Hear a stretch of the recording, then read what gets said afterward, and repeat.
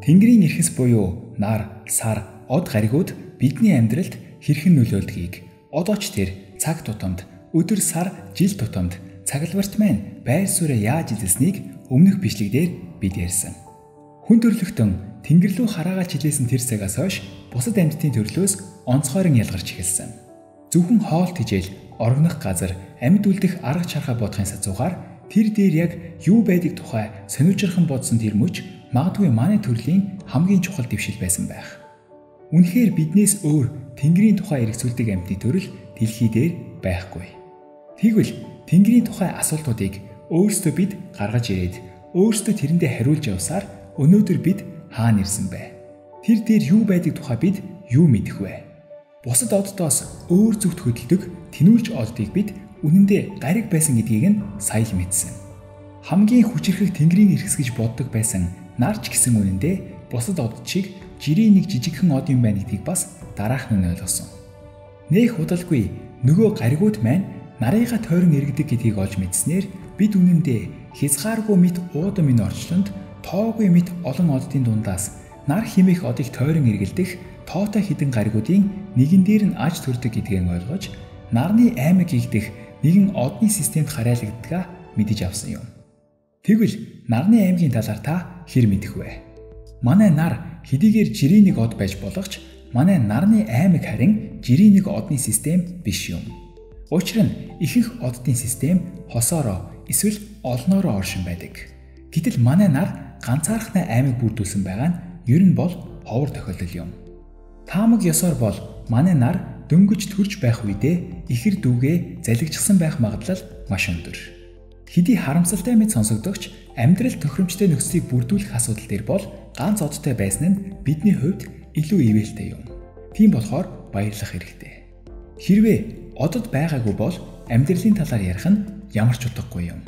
Учир нь одод байгаагүй бол ус төрөгч гели болон литигээс хүнд элемент үүсэхгүй байсан.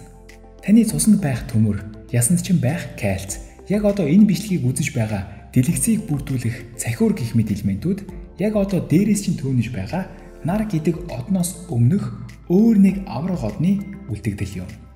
Тийм ээ, манай нар иймэрхүү хүнд элементүүдийг үйлдвэрлэж чадахгүй. Манай нарнаас өмнө нь аж төрж байсан аврах мастай нэгэн од суперновагаар дэлбэрэх үед эдгээр элементүүд үүссэн юм. Нар маань ч бас тэр үед үүсч эхэлсэн. Өнөөдөр бидний амьдралд өнгө нэмхийн тулд өөр нэг од амиа өгөх тавилантай байж. Оддын амьдралын мөчлөг ямар байдгийг, хэрхэн гэрэл, дулаан, энерги, элементүүдийг үйлдвэрлэдгийг оддын үүсэл ба мөхөл гэсэн хоёр бичлэгээр би тайлбарласан байгаа. Гариг хэрхэн үүсдгийг бас дэлхийн үүсэлтэй холбон тайлбарласан байгаа. Одоо харин нарны аймаг хэрхэн үүссэнийг харцгаая. Дээр хэлсэнчлэн манай нарнаас өмнө нь аж төрж байсан аврах мастай одны супернова дэлбэрэлт нь тэр хавьд байсан тоос мананцруудыг хөдөлгөөнд оруулж эхэлсэн байна. Тоос мананцрууд таталцлын нөлөөгөөр бөөгнөрч нийлэхдээ диск маягийн тогтоц үүсгэн эргэлдэж эхэлдэг. Сансарт байгаа биетүүдийн хоорондоо ойрцоор мөргөлдөх үед үүссэн кинетик энерги нь тухайн биетүүдийг аль нэг тийшээ нь эргэлтэнд оруулна. Мөн сансарт үргэлтийн хүч гэдэг зүйл байхгүй тул нэг зүйл нэг эргээд эхэлчихэл юм бол зогсох гэж нилээн удана. Эргэлтийн ирчээ хадгалах гэж ирмэлзэн. Яг л масс хадгалагдах, энерги хадгалагдах процесс шиг ирч бас хадгалагддаг гэсэн үг. Тийм болохоор тэнгэрийн эрхсүүд бүгдээрээ иргэдэг юм. Тийм болохоор дэлхийч бас иргэдэг, тэгээд өдөр шөнө болдог юм. Гаригууд тэнхлэгээ эргэж байгаа шигэ нарыг мөн тойрон эргэж байгаа. Нарч гэсэн өөрийн тэнхлэгээ тойрон эргэдэг. Гэхдээ нар маань хөрслөг гадаргуутай биш учраас тэнхлэгээ эргэх хурд нь бүслүүрээсээ хамааран ялгаатай байдаг. Экватор хэсгээрээ 25 хоногт нэг бүтээн эргдэг бол туйл хэсгээрээ 35 хоногт нэг эргдэг. Энэ бүх эргэлтүүдийн анхдагч хүч нь мэдээж нарны аймгийг үүсгэсэн протостар буюу анхдагч одны 90 үе юм. Нар дөнгөж төрж байлаа. Цөмийн нэгдлийн урвалыг явуулахад хангалттай хэмжээний массыг бүрдүүлчихсэн учраас гэрэл бас дулаан ялгаруулж эхлэв. Түүнийг тойрон хүрээлэх тоос мананцар бүхий диск удахгүй гаригуул болж хувирна.